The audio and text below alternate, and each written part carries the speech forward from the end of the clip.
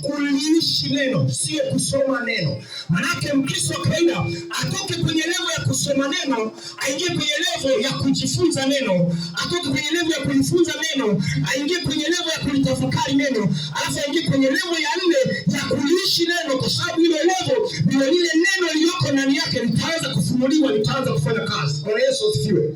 Haleluya. Haleluya. Haleluya.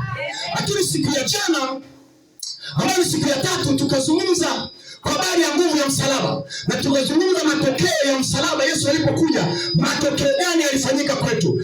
Tukaona matokeo makuu 5. Tukasema tokeo la kwanza, sisi tukasamehewa dhambi zetu zote, alafu tukapewa uzima wa milele, alafu tukahesabiwa mara 100 duniani. Kwa hiyo Kristo hakuja kufa msalabani kwa ajili ya kusamehewa dhambi peke yake au kwa ajili ya uzima wa milele peke yake, lakini uzima wa milele kisha mara 100 duniani. Lakini pia tukaangalia, sio, unaelewa sawa sawa wewe?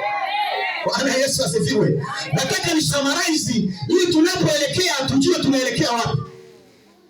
Bwana Yesu asifiwe. Bwana Yesu asifiwe. Bwana Yesu asifiwe. Bwana Yesu asifiwe. Haleluya.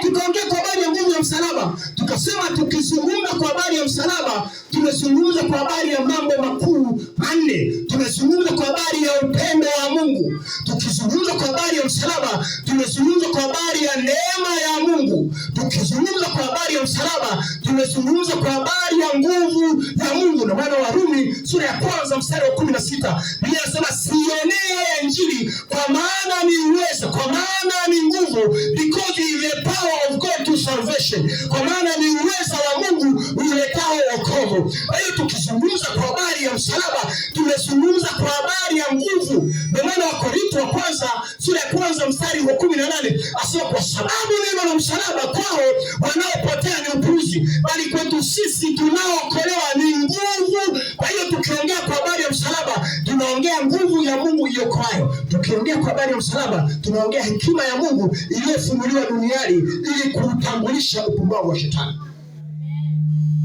Bwana Yesu asifiwe. Bwana Yesu asifiwe. Bwana Yesu asifiwe. Bwana Yesu asifiwe. Nakwambia 2026 hautaingia kitoto. Mwambie jirani yako, jirani wewe jirani, hautaingia kizembe. Mtikise jirani kama anashangaa, mwambie acha kushangaa wewe hapa. Usishangae magorofa ya Mwanza. Bwana Yesu asifiwe. Bwana Yesu asifiwe. Haleluya. Siku ya leo tunakwenda kuangalia kwa habari ya madhabahu. Mwambie jirani yako madhabahu. Mwambie jirani yako madhabahu. Mwambie jirani, usiniambie mimi. Mwambie jirani yako madhabahu. Sema madhabahu. Sema madhabahu. Nisikie tena, sema madhabahu. Nasikia watu wawili tu hapa mbele hapa. Sema madhabahu. Maneno ninakwenda haraka kwa sababu baadaye tunamkesha. Na huo mwaka mwambie jirani yako tutavuka kibabe. Unaelewa sawa sawa? Huu mwaka nakwambia tutavuka kibabe. Wakitutega na nazi huu mwaka wataikuta kwenye ubwabwa. Haleluya. Haleluya. Tunakwenda kuzungumza kwa habari ya madhabahu. Na kwenye madhabahu tunakwenda kuangalia mambo makuu 5. Jambo la kwanza, Mungu wa madhabahu. Wale wanaoandika. Jambo la kwanza, Mungu wa madhabahu. Jambo la kwanza, Mungu wa madhabahu.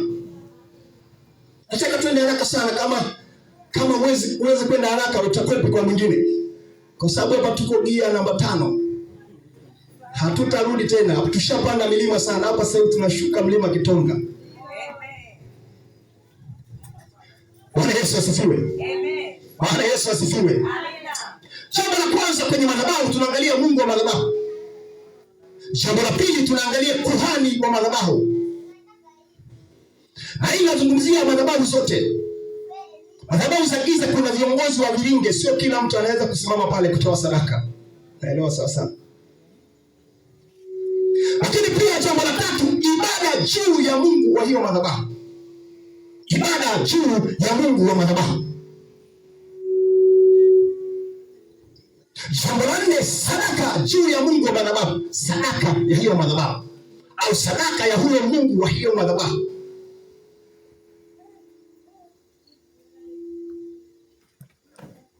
Jambo la nne, sadaka juu ya Mungu wa madhabahu. Jambo la tano, waabudu madhabahu au washirika wa hiyo madhabahu. Leo tutasimamia hapa karibu na mchungaji. Naona nikisogea huko. Washirika. Sasa. Jambo la tano, washirika wa hiyo madhabahu, washirika.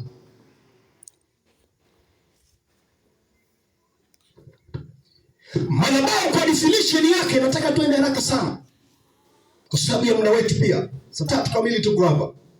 Saa 6 kamili tunavuka mwaka kibabe.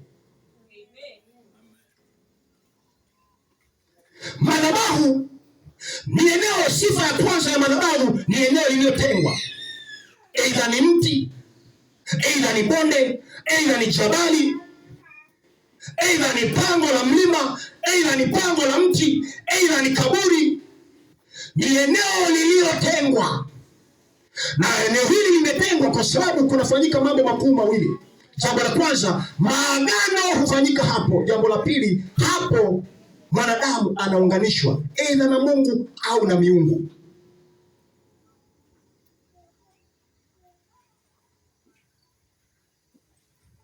Nikwambia ni eneo lililotengwa. Ni sawa sana madhabahu ni eneo lililotengwa. Tangu kuwepo misingi ya ulimwengu palitakiwa patokee kanisa hapa. Kwa sababu ni eneo lililotengwa. Kwa sababu hapo maagano yanafanyika. Na hapo watu wanaunganishwa.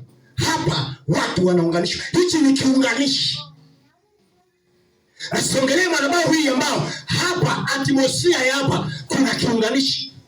Maana Yakobo alipoenda pale Betheli, inasema alipokuwa amelala. Mwanzo 28, alipokuwa amelala, alipoamka akashangaa mahali hapa kuna ngazi imetoka mbinguni na malaika wanapanda na kushuka. Alipoamka Biblia inasema akalichukua lile jiwe, akalisimika, akalimwaga mafuta. Pale pakatokea madhabahu. Kwa sababu pale kulikuwa kuna muunganiko, kuna mahali Mungu anashuka. Bwana Yesu asifiwe. Nimekuambia pointi ya kwanza ni Mungu wa madhabahu. Popote ambapo kuna madhabahu, yuko Mungu wa hiyo madhabahu. Aidha ni Mungu wa mbinguni au ni miungu ya mababu zetu, lakini kila madhabahu nyuma yake ina Mungu. Ndio maana ukipenda nyimbo za dunia, hutajua ni lini umeanza kuzini, kwa sababu nyuma kuna madhabahu. Sasa wewe sema napenda wanapocheza step yake, hutajua ni lini umepata ujauzito. Hutajua ni lini ulianza kutukana. Unaelewa sasa? Kwa sababu nyuma ya kila madhabahu kuna Mungu wa hiyo madhabahu. Na nyuma ya kila madhabahu kuna kuhani wa madhabahu. Bwana Yesu asifiwe. Bwana Yesu asifiwe. Bwana Yesu asifiwe. Bwana Yesu asifiwe. Bwana Yesu asifiwe. Bwana Yesu asifiwe. Watu wamefungwa kwenye madhabahu ni? Bwana Yesu asifiwe. Au kuna madhabahu imekushikilia, mbona hata hutaki kusema amen? Bwana Yesu asifiwe. Sijasikia Bwana Yesu asifiwe. Kuna mama wanaojua kupiga kigelegele bila ushawishi wa sherehe. Bwana Yesu asifiwe.